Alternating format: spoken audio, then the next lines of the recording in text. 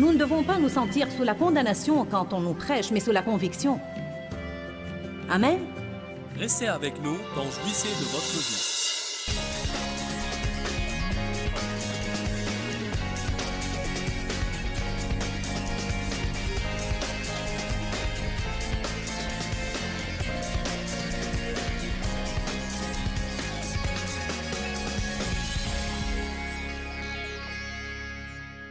Ce soir, je vais vous parler de 7 signes de ceux qui cherchent à plaire aux hommes. Qui a jamais fait l'expérience d'être sous l'esclavage de vouloir plaire aux hommes? Amen. La première écriture que nous allons lire, c'est Actes 5, 29. Je vais tellement répéter cette écriture ce soir dans l'espoir que vous ne l'oublierez jamais. Je suis allée une fois à une église où un pasteur prêchait cette écriture pendant, je ne sais pas, à peu près 3 mois. Toutes les semaines, on entendait la même chose. Il faut obéir à Dieu plutôt qu'aux hommes. C'est ce que dit Actes 5, 29. Puis Pierre et les apôtres répondirent, « Il faut obéir à Dieu plutôt qu'aux hommes. » Ils étaient menacés et on leur interdisait d'enseigner le nom de Jésus, et le cas échéant, un malheur allait leur arriver. Ils ont répondu, « Il faut obéir à Dieu plutôt qu'aux hommes. Il faut obéir à Dieu plutôt qu'aux hommes. Il faut obéir à Dieu plutôt qu'aux hommes. » Maintenant, ce serait bien si Dieu ne voit pas de problème dans ce que les gens nous demandent de faire. Mais nous devons être prêts à prendre une décision. Si ce que les gens nous demandent de faire va en réalité nous empêcher d'obéir au guidage du Saint-Esprit, et si ce que les gens nous demandent de faire va nous empêcher d'être fidèles à nos cœurs et de faire ce que nous trouvons juste, ou s'il va nous pousser à pécher contre notre conscience. Amen. Une personne n'est pas libre si elle a tout le temps affaire à une conscience coupable. Nous ne devons pas faire des choses qui ne nous inspirent pas la paix. Colossiens 3 dit que la paix doit être l'arbitre dans notre vie. En d'autres termes, qu'elle décidera ce qui est acceptable et ce qui ne l'est pas. Nous ne sommes pas obligés de donner des excuses aux gens. Nous devons simplement dire « Je n'ai pas de paix à ce propos. » Parfois, vous ne savez même pas pourquoi vous n'avez pas de paix. Je respecte quelqu'un qui vient à moi et me dit « Tu sais quoi? J'aurais aimé faire ça. » S'il n'en tenait qu'à moi, j'aurais aimé le faire. Je suis presque exaspérée que Dieu ne me laisse pas le faire. J'ignore la cause. Mais tout ce que je peux te dire, c'est que je n'ai pas de paix. Je ne contesterai pas ça. N'essayez pas de persuader les autres de faire des choses qui ne leur inspirent pas de paix. Amen? Je vais le dire à nouveau. Voyons la chose de 2 façons. Ne laissez personne vous persuader de faire une chose qui ne vous inspire pas de paix. Et n'essayez pas de persuader quelqu'un de faire une chose qui ne lui inspire pas de paix. Soyons capables de suivre la paix. Il faut obéir à Dieu plutôt qu'aux hommes. Sinon, nous allons chercher la faveur des hommes et vous ne pouvez pas plaire aux hommes et à Dieu en même temps. Allez à 1 Thessaloniciens, chapitre 2, verset 4. Mais comme Dieu nous a mis à l'épreuve et nous a jugés dignes de nous confier les bonnes nouvelles de l'Évangile, ainsi nous parlons non pour plaire aux hommes, mais pour plaire à Dieu, qui sonde nos cœurs et qui éprouve nos cœurs. Que disent les apôtres là?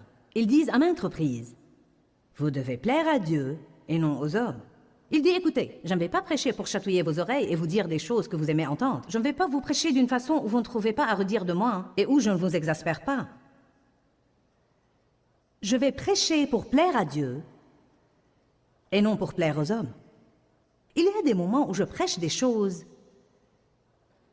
et les gens se lèvent et s'en vont. Eh bien, je n'aime pas ça. Ça n'arrive pas fréquemment, mais je n'aime pas ça. Même la veille, quand j'ai d'abord commencé à prêcher sur comment vivre pour plaire à Dieu, et que nous devons être des employés honnêtes et ne pas voler le temps du travail parce que Dieu nous regarde tout le temps, une dame s'est levée et s'en est allée. Ça se voit lorsque les gens sortent parce qu'ils n'aiment pas ce qui arrive et lorsqu'ils sortent pour une bonne raison.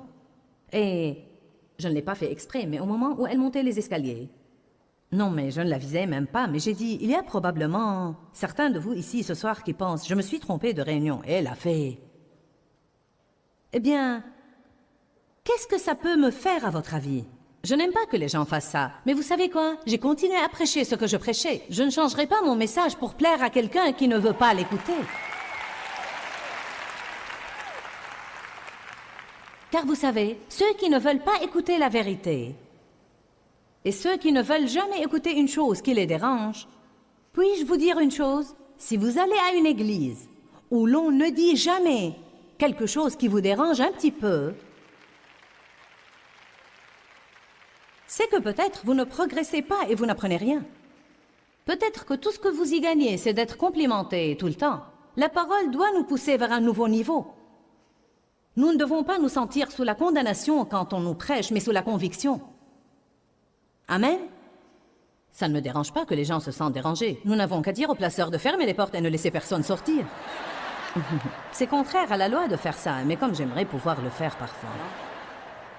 Si seulement je pouvais ouvrir les gens et leur fourrer tout ce que je sais et les refermer à nouveau et les envoyer chez eux. Mais ce n'est pas aussi facile que ça. Je dois attendre qu'ils soient ouverts à écouter. Allez maintenant. Si vous n'êtes pas ouvert à écouter la vérité, vous tournerez autour de la même montagne 20 fois de plus et vous finirez par revenir et dire « Enseigne-moi la vérité car je ne peux plus supporter ma vie telle qu'elle est ». Combien de vous veulent être extrêmement heureux? Combien de vous veulent jouir de leur vie? Non, mais radicalement jouir de leur vie. D'accord. Eh bien, si vous êtes sérieux à ce propos, alors vous devez apprendre à vous soumettre à l'influence du Saint-Esprit. Et cela veut dire que vous ne pouvez pas tout le temps et en toutes circonstances plaire aux hommes et obéir au Saint-Esprit. Donc, vous devez parfois être prêt à ce que les gens soient mécontents de vous. Je peux vous le dire, quand quelqu'un veut entendre oui et que vous lui dites non, ça ne va pas lui plaire. Quand vous dites la vérité aux gens, ça ne leur plaît pas. Amen? Car je crois que les gens sont littéralement adonnés à l'approbation. C'est bien plus que de vouloir plaire aux gens. C'est comme si nous ne pouvions fonctionner que si nous leur plaisions. Nous devons être délivrés de ça parce que Dieu veut faire beaucoup de choses à travers chacun de nous. Et tous les autres ne vont pas l'aimer quand Dieu décide d'agir dans votre vie. Amen? Bon, le signe numéro 1 de celui qui veut plaire aux hommes, c'est il sert par devoir et non par plaisir. Le devoir est le moteur de sa vie. Le devoir est l'obligation. Il fait les choses parce qu'il devrait les faire, parce qu'il le doit, parce qu'il est censé et que l'on s'attend à ça de lui. Parfois, nous le faisons de peur de ce que les gens vont penser si nous ne le faisons pas. Bien des fois, nous le faisons car quelqu'un se fâchera de nous si nous ne le faisons pas. Nous devons examiner nos motifs à nouveau et savoir que quoi que nous fassions, si nous ne le faisons pas pour le bon motif, c'est-à-dire que je le fais simplement par amour, vous comprenez? Vous n'avez pas toujours à désirer faire tout ce que vous faites dans votre vie, mais vous devez le faire pour la bonne raison. Il y a des fois où je ne veux pas faire une chose, mais je sais que Dieu veut que je la fasse. Je sais que c'est la bonne chose à faire, mais ça diffère de faire des choses que je déteste et que je méprise simplement par crainte de ce que les autres vont penser de moi si je ne les fais pas. Ça diffère aussi tout à fait du fait d'obéir au Saint-Esprit. Parfois, vous avez l'impression que Dieu ne veut pas que vous alliez quelque part et 3 personnes vous pressent d'y aller et vous finissez par aller. Et votre cœur vous condamne tout le temps. Vous ne faites mal qu'à vous-même en agissant ainsi. Apprenons à servir Dieu par plaisir et non pas par devoir. J'en suis au point où je crois que la plupart des choses que Dieu veut que je fasse, il mettra en moi un semblant de désir de le faire. S'il veut que je jouisse de ma vie, il ne va pas me contraindre tout le temps à faire des choses que je déteste et méprise absolument et que je n'ai aucune envie de faire. Maintenant, à nouveau, l'équilibre, c'est que nous devons vivre avec l'esprit de sacrifice et nous devons parfois faire des choses justes car nous savons qu'il le faut. Mais il y a un équilibre. Si je fais une chose pour le Seigneur parce que je sens que c'est bien, à ce moment-là, Dieu est content et j'ai la joie. Mais si je le fais avec ressentiment, me sentant contrainte et exploitée, allez maintenant, y a-t-il quelqu'un là qui a jamais fait une chose en étant tout le temps mécontent en la faisant? Amen. Si je le fais avec mécontentement, me sentant exploitée et contrainte, m'attendant à être applaudie, à ce moment-là, je n'ai ni joie ni récompense. Nous avons des devoirs bibliques. Nous sommes appelés à faire des sacrifices à certains moments. Mais il ne faut jamais perdre l'équilibre. Êtes-vous régi par une réglementation, même en ce qui concerne des choses comme les vacances? Vous fâchez-vous si tous vos enfants ne viennent pas chez vous à Noël? Vous fâchez-vous si tous vos enfants ne viennent pas chez vous à Pâques? Déclenchez-vous une grande guerre si vous devez aller chez votre belle-mère alors que vous voulez qu'elle vienne chez vous? Libérez les gens des contraintes en arrêtant toutes ces stupidités. Amen? Oui, les vacances sont toutes particulières, mais à certains égards, elles sont comme les autres jours. Vous savez, j'ai 4 enfants. Et je ne sens pas que je dois piquer une crise s'ils ne peuvent pas être partout où je veux qu'ils soient tout le temps. Nous venons de dire que nous sommes aux portes de Pâques. Et bien sûr, le temps que vous voyez ça à la télévision, nous n'allons plus être aux alentours de Pâques. Mais en ce moment, nous le sommes. Et nous n'en avons même pas discuté en famille jusqu'à présent. Et j'ai dit à une de mes filles, « Alors qu'allons-nous faire à Pâques ?» Et elle a dit, « Je ne sais pas, que veux-tu faire ?» Et j'ai dit, « Je ne sais pas, que veux-tu faire ?» Elle a dit, « Eh bien, je cuisinerai si vous voulez venir. » Et mon autre fille a dit, « Oh, je ne sais pas si je veux venir. Peut-être que je resterai à la maison. » Puis l'autre a dit, « Tu veux rester seule à la maison à Pâques ?» J'ai dit, « On ne sait pas où l'un va être et où l'autre va être. » J'ai dit, « Nous attendrons que ça approche pour décider. Vraiment, c'est comme, quel que soit ce que chacun veut faire, ça va. » En fait, nous sommes tellement habitués à mettre une pression sur les gens qu'ils... Dites-moi, combien de vous finissent par aller, je veux que vous soyez honnête, combien de vous, surtout à Noël, finissent par courir ça et là, de maison en maison en maison, et vous finissez même par ne pas jouir de toute la saison des vacances, car tout ce que vous faites, c'est satisfaire des besoins et des attentes. Combien de vous s'endettent pour aller dépenser un tas d'argent sur des personnes qu'ils n'aiment même pas?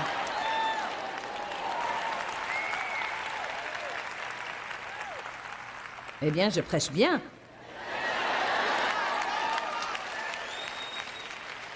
Vous dites, je pensais que j'allais entendre un sermon de la Bible. Vous entendez un sermon de la Bible?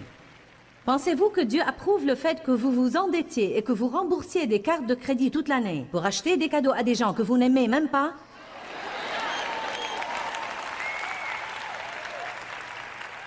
Allez, je défie quelqu'un doublement ce soir de sortir à la liberté.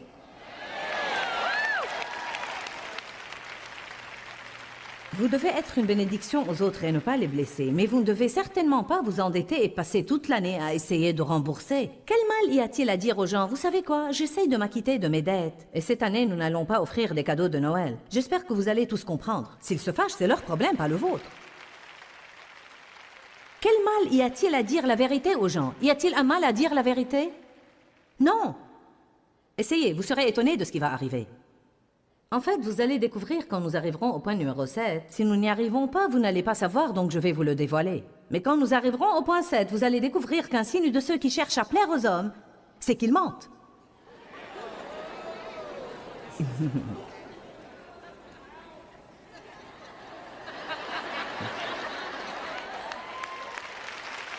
Ils disent qu'ils aiment des choses qu'ils n'aiment pas.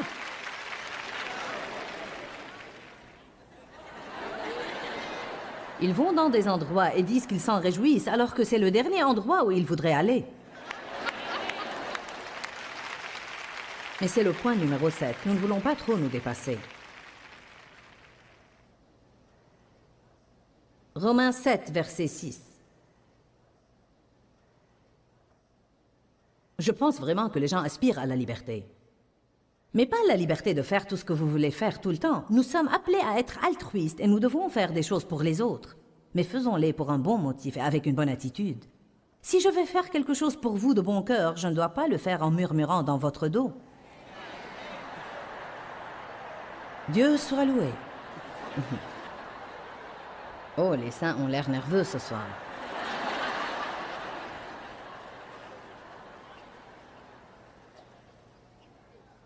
Nous avons comme une règle dans notre famille, car nous sommes la plupart du temps ensemble et nous vivons à proximité. Et nous avons 4 enfants et 8 petits-enfants. Nous avons une règle dans notre famille. Nous nous sommes mis d'accord d'être francs les uns envers les autres sans que personne ne se fâche. En d'autres termes, si ma fille appelle sa sœur et lui dit « Peux-tu surveiller mes enfants ?» et qu'elle réponde « Je ne peux pas le faire ce soir », elle ne va pas se fâcher et la mettre sous pression. Il y a tant de contraintes que des personnes exercent sur d'autres personnes, surtout dans les familles. Ils font sentir aux autres qu'ils devraient et qu'ils sont obligés et qu'ils le leur doivent. Mais nous devons arrêter tous ces trucs. Tout ce que nous faisons pour quelqu'un, faisons-le par amour. Et ne prenons même pas l'attitude de « maintenant, tu me le revaudras ». Allez maintenant.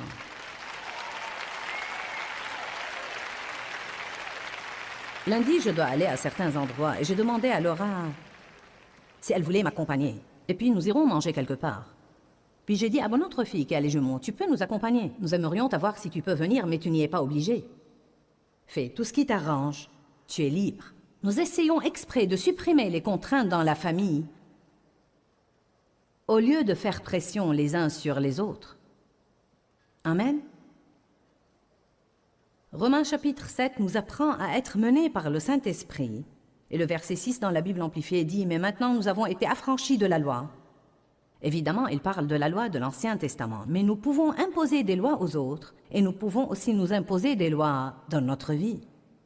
Vous pouvez même faire d'une chose comme nettoyer votre maison une loi.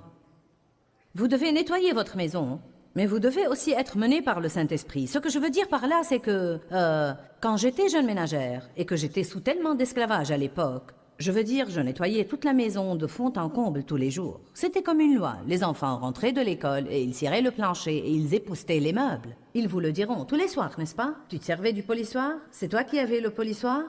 Je veux dire que tous les soirs, ma fille devait polir toutes les rayures du plancher en bois dur.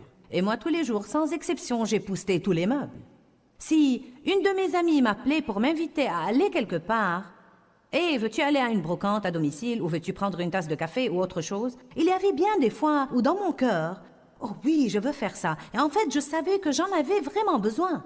J'avais besoin de variété, j'avais besoin de camaraderie, besoin de m'amuser. Et pourtant, je devais appliquer la loi. Et nettoyer ma maison. Certains ont probablement besoin d'établir quelques lois pour nettoyer leur maison.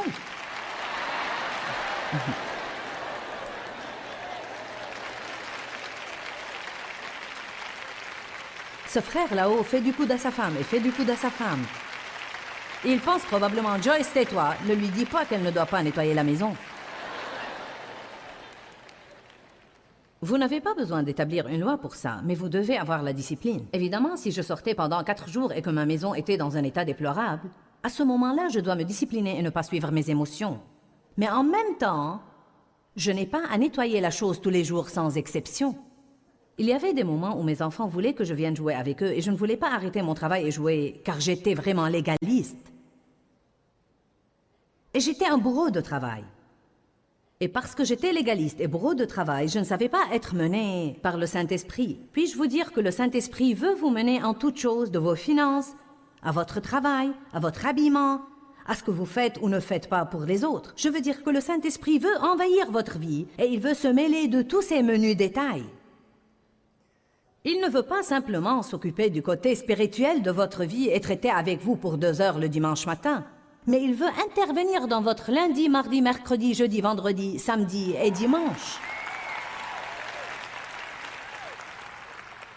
Pour moi, le côté passionnant d'être chrétien, c'est d'être mené par le Saint-Esprit en toutes choses. Si je possède une chose et que Dieu me pousse à la donner, je la donne. Si je vais au restaurant et que Dieu me pousse à payer le dîner de quelqu'un que je ne connais même pas, je le fais.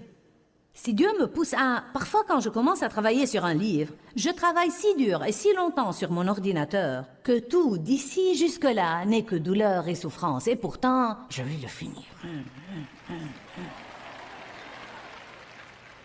Et croyez-moi, parfois, j'ai même vraiment besoin d'aller aux toilettes. Et je ne me lève même pas pour y aller, car...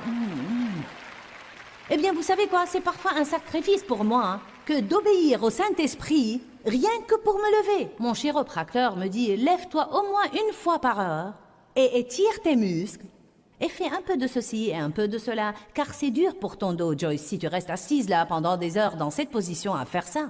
Voyez, il y a même des petites choses auxquelles vous ne pensez peut-être pas et qui, si vous ne suivez pas les conseils du Saint-Esprit, peuvent vous rendre malade et vous faire du mal.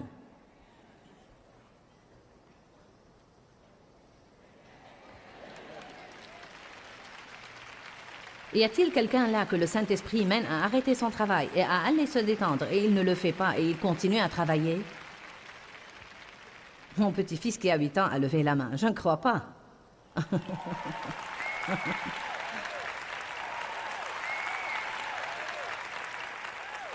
De notre côté, Connaissez-vous ces moments où vous êtes sur le canapé et sur le canapé et sur le canapé, et le Saint-Esprit continue à dire « Lève-toi et fais ton travail, lève-toi et fais ton travail ». Et on dirait que vous n'arrivez pas à quitter le canapé. Je ne sais pas, il paraît que nous avons plus de mollassons que de bourreaux de travail.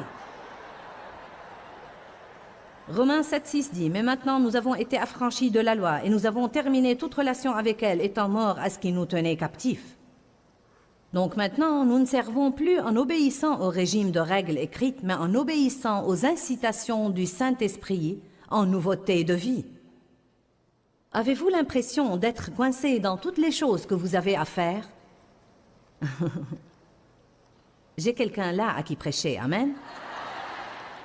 Je sais que les gens se sentent de la sorte. Je me sens coincé. J'ai toutes ces obligations et ces choses que je dois faire. Savez-vous ce que Dieu doit me dire de temps en temps? Joyce, c'est toi qui fais ton programme.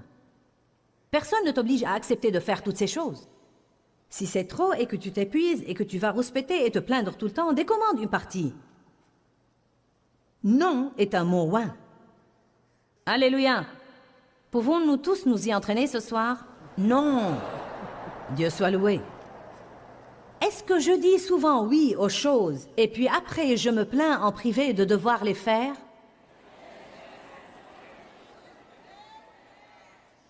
Oh, j'ai été mauvaise en ça. Vous savez, dans la Bible, Paul dit que votre oui doit être oui et que votre non doit être non. Vous pouvez comprendre beaucoup de choses de ça. Je suis sûre que dans une certaine mesure, il fait allusion à tenir parole, mais aussi, et je l'enseigne ainsi, que ce que Paul dit, c'est que si mon cœur dit oui, ma bouche peut alors dire oui, et que si mon cœur dit non, ma bouche doit alors dire non. Et non pas aller contre mon cœur qui dit ne le fais pas pour dire « Oh oui, Dieu soit loué, je vais le faire ». Et dès que les gens sont partis, je dis « Si seulement je n'avais pas à faire ça, ni, ni, ni. » Puis quand vient l'heure de le faire, j'en ai ras-le-bol de ça, je me sens si contraint. Tout le monde m'exploite et se sert de moi. Eh bien, c'est la faute à qui? Allez, je vous pose une question ce soir. C'est la faute à qui si vous sentez comme ça? Ce n'est pas la faute aux autres. C'est que vous n'êtes pas disposé à leur déplaire en leur disant simplement non. Nous avons parlé des 7 signes de ceux qui veulent plaire aux hommes. Donc, voulez-vous plaire aux hommes ou plaire à Dieu?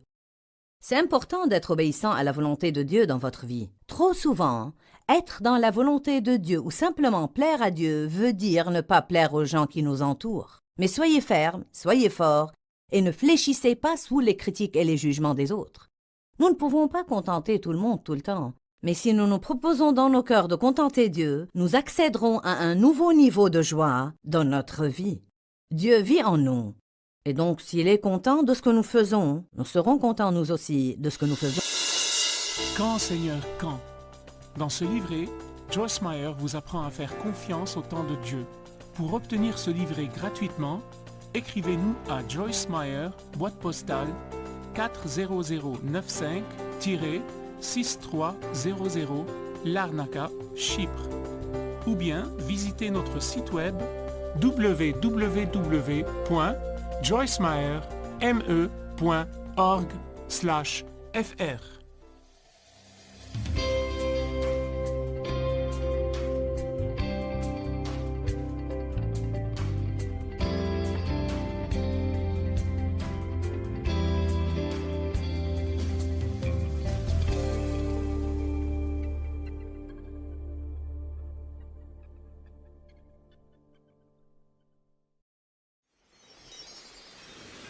Ne vous fâchez pas de tous ceux qui vous entourent parce qu'ils ne vous donnent pas ce dont vous avez besoin. Allez à Dieu d'abord et Dieu œuvrera à travers les gens. Restez avec nous dans Jouissez de votre vie.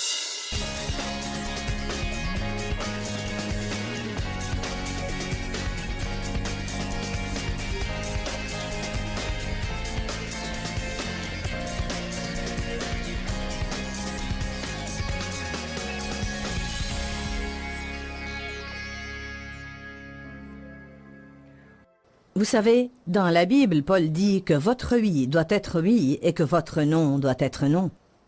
Vous pouvez comprendre beaucoup de choses de ça. Je suis sûre que dans une certaine mesure, il fait allusion à tenir parole, mais aussi, et je l'enseigne ainsi, que ce que Paul dit, c'est que si mon cœur dit oui, ma bouche peut alors dire oui, et que si mon cœur dit non, ma bouche doit alors dire non. Et non pas aller contre mon cœur qui dit ne le fais pas pour dire « Oh oui, Dieu soit loué, je vais le faire ». Et dès que les gens sont partis, je dis « Si seulement je n'avais pas à faire ça, gna gna gna. » Puis quand vient l'heure de le faire, j'en ai ras-le-bol de ça, je me sens si contraint. Tout le monde m'exploite et se sert de moi. Eh bien, c'est la faute à qui? Allez, je vous pose une question ce soir. C'est la faute à qui si vous sentez comme ça? Ce n'est pas la faute aux autres. C'est que vous n'êtes pas disposé à leur déplaire en leur disant simplement non. Je vais me trouver quelqu'un ce soir qui veut être délivré. Qui voudrait être délivré de vouloir plaire aux gens? Y a-t-il quelqu'un parmi vous qui voudrait être délivré? Y a-t-il quelqu'un qui nous regarde à la télé qui voudrait être délivré? Je vous imagine dans vos maisons disant « Ouais !» Oh, Seigneur, prends pitié. Si seulement quelqu'un me l'avait prêché depuis 28 ans quand je suis d'abord allé à l'église. Vous n'avez pas besoin d'entendre toutes les semaines le même message sur le salut. Une fois que vous êtes régénéré, quelqu'un doit vous apprendre à vivre. Quelqu'un doit vous apprendre à bien vous entendre avec les gens.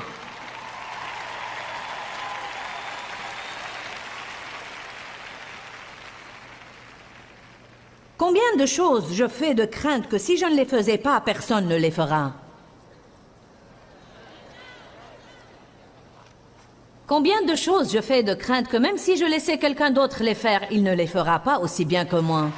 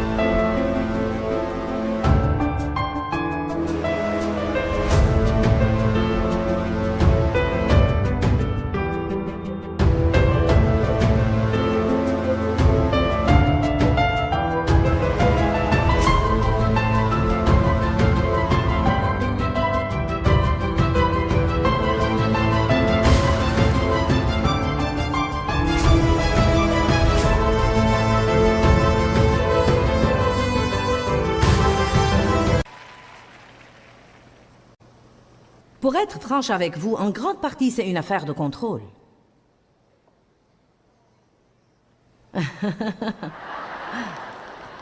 Oui, mais ce sera un aïe, alléluia. Vous pouvez dire aïe ce soir, mais dans quelques semaines, vous direz alléluia, j'ai été libéré.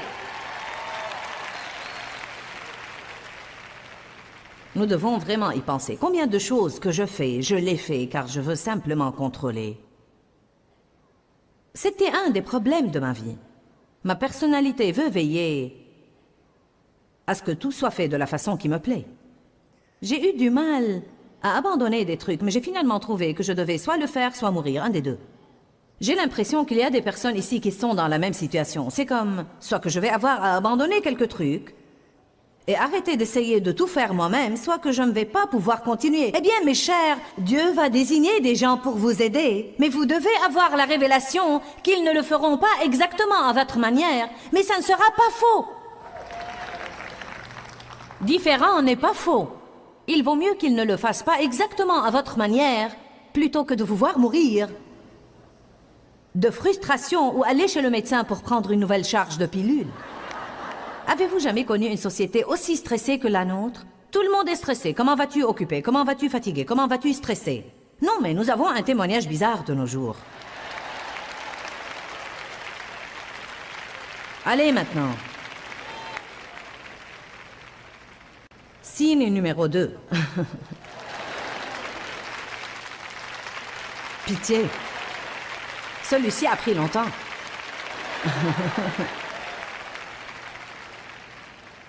Le second signe de celui qui veut plaire aux hommes, c'est qu'il met ses besoins légitimes de côté rapidement et régulièrement. Nous avons tous des besoins, surtout émotionnels. Les nier va finalement nous créer une situation explosive. Je veux que vous sachiez que j'ai besoin d'une bénédiction moi-même. J'ai besoin d'un jour de congé. Parfois, je dis à Dieu, Dieu, j'ai besoin d'une surprise. Dites à Dieu ce dont vous avez besoin. N'ayez pas peur de dire à Dieu ce dont vous avez besoin. Dieu, j'ai besoin d'une étreinte. Dieu, j'ai besoin d'une surprise. J'ai besoin d'une bénédiction. J'ai besoin de quelqu'un qui m'aide. J'ai besoin de quelqu'un qui fasse quelque chose pour moi. Ne vous fâchez pas de tous ceux qui vous entourent parce qu'ils ne vous donnent pas ce dont vous avez besoin. Allez à Dieu d'abord et Dieu œuvrera à travers les gens. Nous avons déjà discuté de ça. Dieu nous a tous créés pour avoir besoin d'amour, de coopération, de lien avec les autres, d'encouragement, de quelqu'un à qui se confier, de quelqu'un à qui parler. Nous avons besoin d'être acceptés, nous avons besoin d'approbation, nous avons besoin de joie. Vous devez arrêter de nier que vous avez besoin de ces choses-là. Alors que vous faites tout pour les autres et que vous finissez par être plein d'amertume et de ressentiment car vous vous sentez exploité. Amen.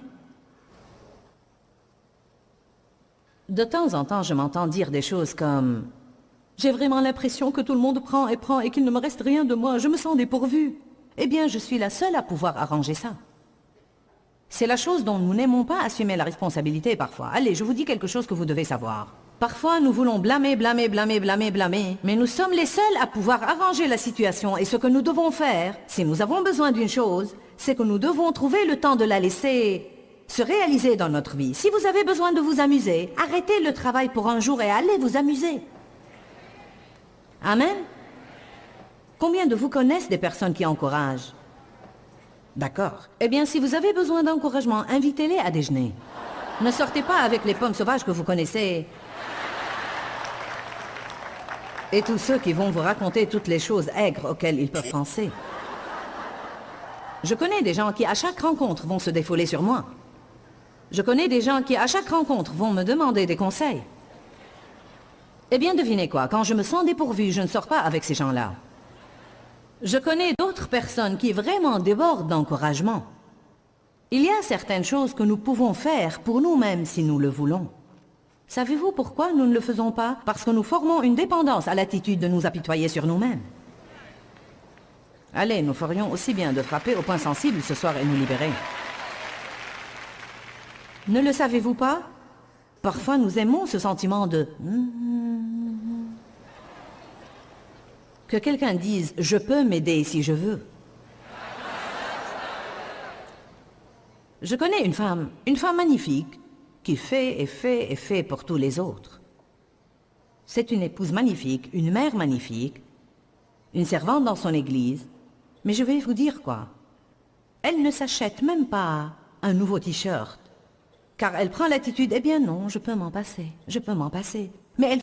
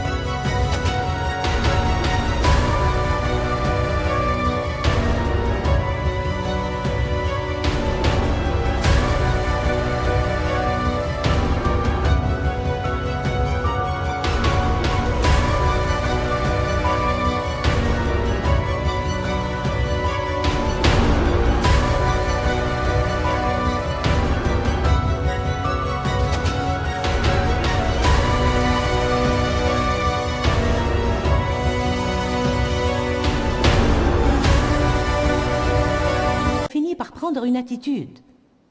Et vous savez quoi? Les gens doivent arrêter de faire des choses pour tous les autres et ne jamais rien faire pour eux-mêmes. Certains de vous sont épuisés de servir les autres. Et vous devez prendre un peu d'argent et aller vous acheter quelque chose. Faites quelque chose pour vous-même, comme prendre quelques jours de congé et vous reposer un peu. Et savez-vous ce que je vais faire cette année? Vous allez être vraiment fiers de moi. En fait, je n'ai jamais fait ça depuis 28 ans. Je vais prendre un congé d'un mois complet.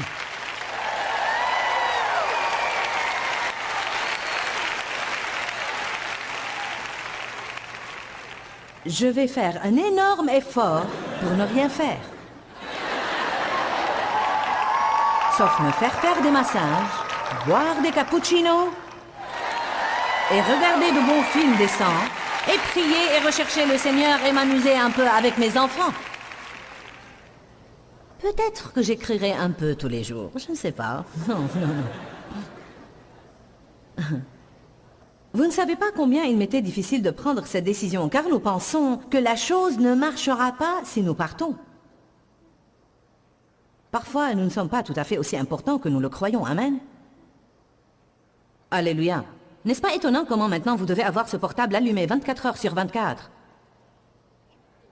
et le garder à votre chevet?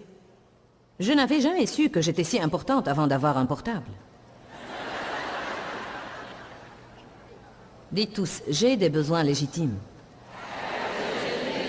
Et il n'y a pas de mal à satisfaire certains de mes besoins. Qui a parfois l'impression qu'il ne satisfait pas ses besoins comme il devrait? Bon, je crois que nous commençons à penser que c'est spirituel de nous priver de tout. La Bible dit bien, niez-vous vous-même. La Bible dit bien, ne menez pas une vie égoïste. Elle dit même, vivez pour plaire aux autres et non pas pour faire ce que vous voulez. Mais une fois de plus, si vous perdez l'équilibre, vous ouvrez une porte à un esprit méchant qui viendra vous voler votre joie. Équilibre, équilibre, équilibre, équilibre, équilibre, équilibre. C'est une vraie clé dans la parole de Dieu. 1 Pierre 5,8. Soyez bien équilibrés, car votre adversaire le diable rôde comme un lion rugissant avec une faim féroce, cherchant quelqu'un pour l'attraper et le dévorer. Quelle révélation!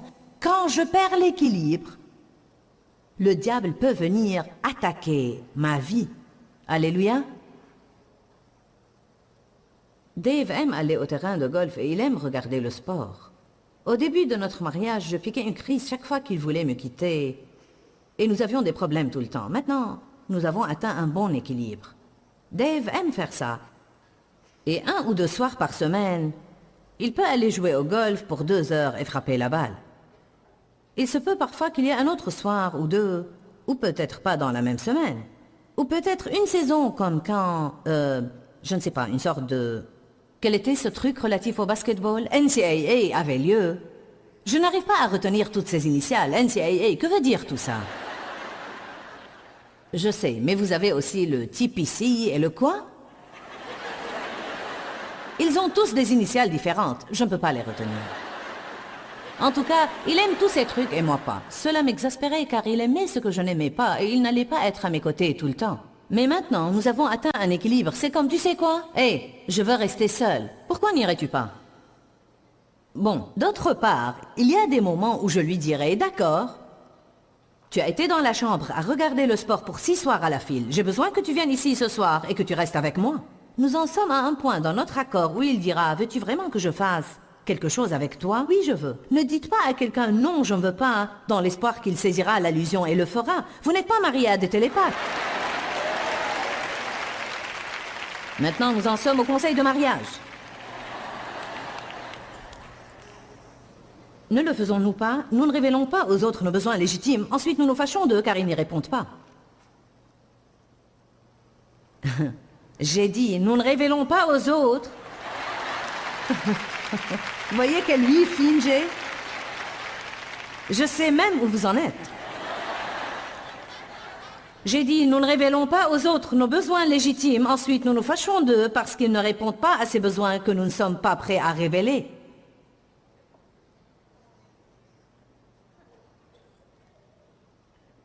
Merci, je vais prendre autant d'encouragement que je peux.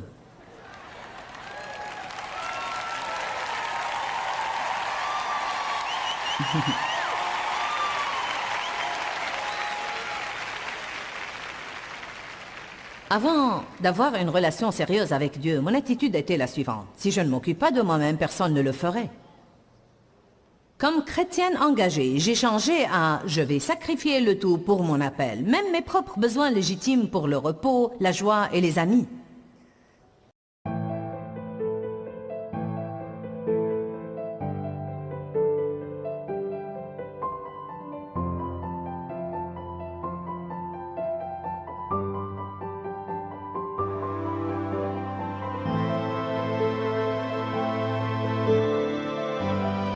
J'ai dû m'installer quelque part au milieu, car les deux peuvent vous tuer. Amen.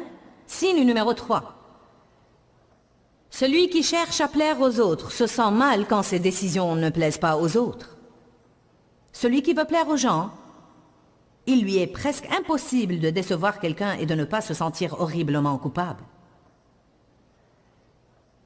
Acte 5, 29. Il faut plaire à Dieu plutôt qu'aux hommes. Aussi grande que soit la déception des autres, nous devons obéir à Dieu plutôt qu'aux hommes. Ceux qui veulent plaire aux autres assument la responsabilité des réactions émotionnelles des autres. Si vous vous fâchez, c'est de ma faute. Que puis-je faire pour réparer? Si je cherchais à plaire aux autres, je penserais « Oh, tu es mécontent. Je dois changer mon plan et je dois te rendre content. » Oups, je t'ai déçu. Je dois prendre une autre décision pour que tu sois content de ma décision. Oh mon Dieu, j'ai fait une erreur. Je dois essayer de me faire pardonner parce que tu n'es pas content de moi. Encore une fois, ceux qui veulent plaire aux gens se sentent coupables tout le temps. Si je ne peux pas donner aux gens ce qu'ils veulent et je sens que j'obéis à Dieu, ce n'est pas de ma faute s'ils sont mécontents. Amen. Si vous avez l'impression que vous suivez Dieu, et suivre Dieu veut dire que vous ne pouvez pas donner à quelqu'un exactement ce qu'il veut, mais si vous croyez que vous suivez Dieu, à ce moment-là, ce n'est pas de votre faute s'il est mécontent, car il doit être assez mûr spirituellement pour vous donner la liberté de suivre Dieu. Vous devez vous méfier d'un faux sens des responsabilités. Allez maintenant. Ça a aussi été un problème dans ma vie dont j'ai eu à me libérer. Je vais vous dire quoi. Peu importe qui avait le problème. Ça pouvait être une personne qui connaît une personne qui connaît une personne, qui me le raconte, et tout à coup, je pense que je dois le résoudre. Mais je surmonte ça. Je suis en train de surmonter ça depuis 10 ans, mais maintenant j'en suis à un nouveau niveau de dire non. Les gens pensent qu'ils sont les seuls à vous demander de faire quoi que ce soit. Ah, peux-tu seulement faire ça pour moi? Je ne voulais pas te déranger, mais si tu pouvais juste me rendre cette faveur. Oui, je peux rendre certaines faveurs, mais je ne suis qu'une personne et je ne peux pas tout faire. Même dans des conférences comme ça, des gens viennent et ils pensent qu'ils vont pouvoir parler avec moi ou avec n'importe quel autre pasteur. Et tous veulent que tu leur signes tout ce qu'ils ont et prendre des photos. Savez-vous quoi? Ça me manque vraiment. La chose dont les gens ne se rendent pas compte, c'est que j'aime faire ça, mais je ne peux pas tenir le coup physiquement. Parfois, les gens courent là-haut et me disent « Oh, s'il te plaît, peux-tu signer ma Bible? Peux-tu signer ma Bible ?» Et je dois dire « Tu sais quoi? Si je le fais pour toi, je dois le faire pour tout le monde. » Vous ne devez jamais vous fâcher de quelqu'un qui vous dit la vérité comme ça. Ne faites pas ce genre de pression sur les gens. Ne culpabilisez pas les gens parce qu'ils ne peuvent pas vous donner ce que vous voulez. Amen. Ce n'est pas de moi que vous avez besoin. Vous avez besoin de Jésus et je suis là pour vous dire ça. Ça ne va pas rendre votre Bible plus précieuse si je la signe. Dieu soit loué, je suis contente que vous m'aimiez et que vous veuillez me rencontrer et toutes ces choses-là. Et j'aime avoir l'occasion de rencontrer les gens et d'être avec eux. De temps en temps, quand je fais une petite réunion, je m'en réjouis car je peux toucher les gens et les voir. Ne vous fâchez pas des prédicateurs, ils se croient trop importants pour s'associer au peuple. Non, nous désirons rester vivants.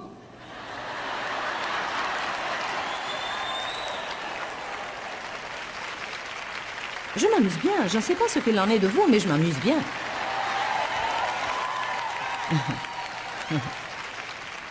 Si vous avez un faux sens des responsabilités, voilà ce que vous allez avoir.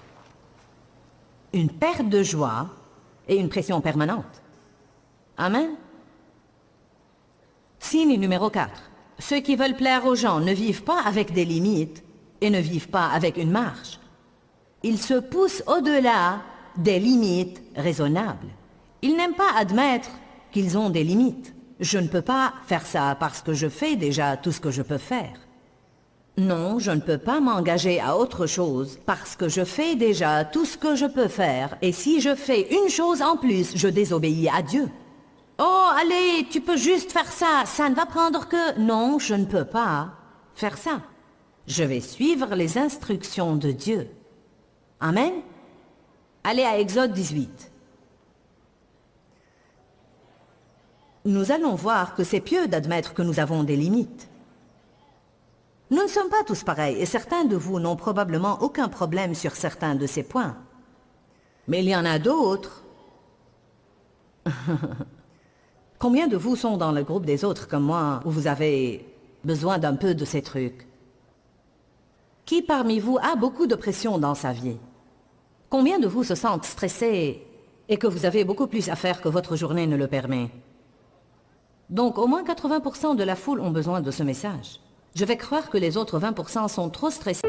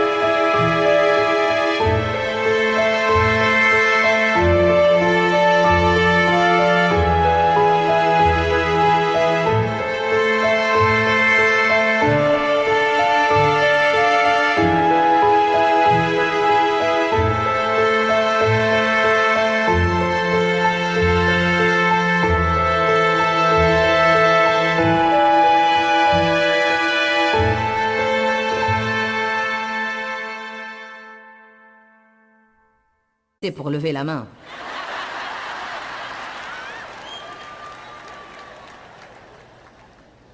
Car je crois que c'est pour tout le monde.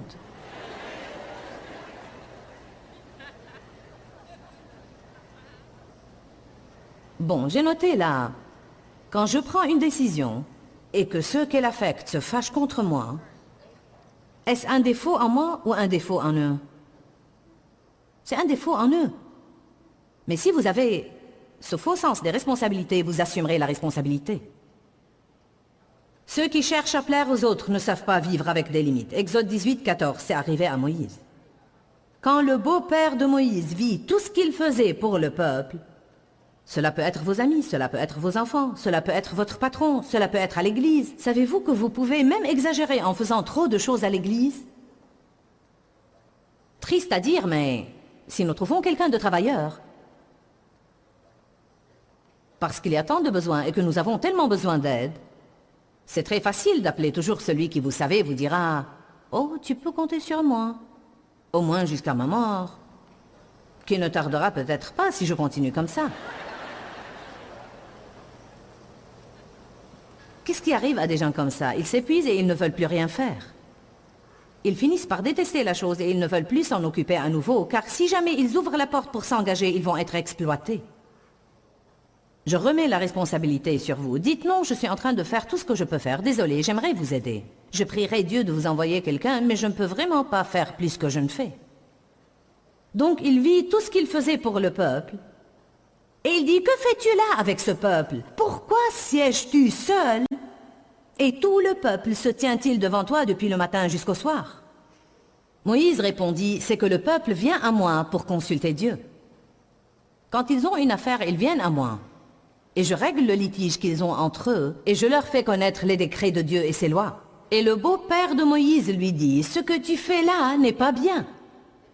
Tu vas sûrement t'épuiser toi-même et le peuple qui est avec toi. » Maintenant, c'est intéressant. Pourquoi le peuple serait-il épuisé? Parce que Moïse faisait tout pour lui. Voilà une révélation. Si vous faites tout au lieu de et à la place de tout le monde, vous les privez à ce moment-là d'employer leurs dons et vous les privez également de jouer leur rôle. Tout le monde dans la famille doit participer. C'est ce qui vous rend une famille.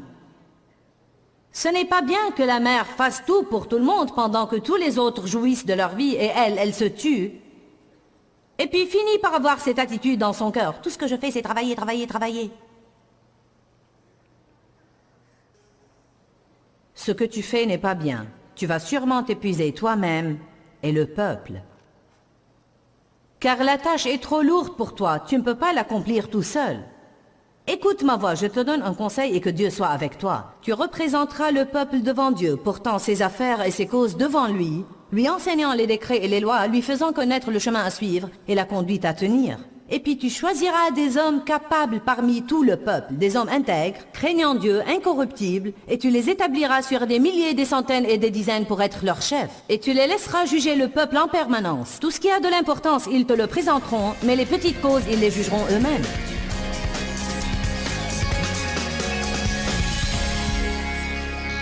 Nous avons parlé des 7 signes de ceux qui veulent plaire aux hommes. Donc, voulez-vous plaire aux hommes ou plaire à Dieu? C'est important d'être obéissant à la volonté de Dieu dans votre vie. Trop souvent, être dans la volonté de Dieu ou simplement plaire à Dieu veut dire ne pas plaire aux gens qui nous entourent. Mais soyez fermes, soyez forts et ne fléchissez pas sous les critiques et les jugements des autres. Nous ne pouvons pas contenter tout le monde tout le temps. Mais si nous nous proposons dans nos cœurs de contenter Dieu, nous accéderons à un nouveau niveau de joie dans notre vie. Dieu vit en nous. Et donc, s'il est content de ce que nous faisons, nous serons contents nous aussi de ce que nous faisons. Pourquoi, Seigneur, pourquoi? Dans ce livret, Joyce Meyer nous enseigne à travers la parole comment être délivré de la confusion. Pour obtenir ce livret gratuitement, écrivez-nous à Joyce Meyer, boîte postale 40095-6300 Larnaca, Chypre. Ou bien visitez notre site web www.joycemeyer.org/fr.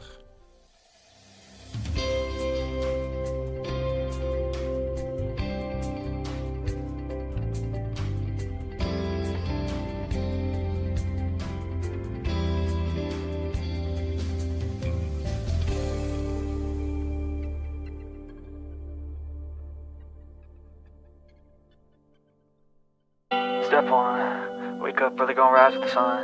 Step 2, get some good, some food in you. Step 3, think real hard about what you wanna be. Step 4, everybody just do your thing. Wake up, today's gonna be a good day. Wake up, today's gonna be a good day. Wake up, today's gonna be a good day. Wake up, today's gonna be a good day. Wake up, today's gonna be a good day. Wake up. Today's gonna be a good day. Wake up. Today's gonna be a good day. Wake up. Today's gonna be a good day. Yo, set your affirmations, aspirations. I got shit to do, the aftermath of preparation. Good food, good mood, blood in circulation.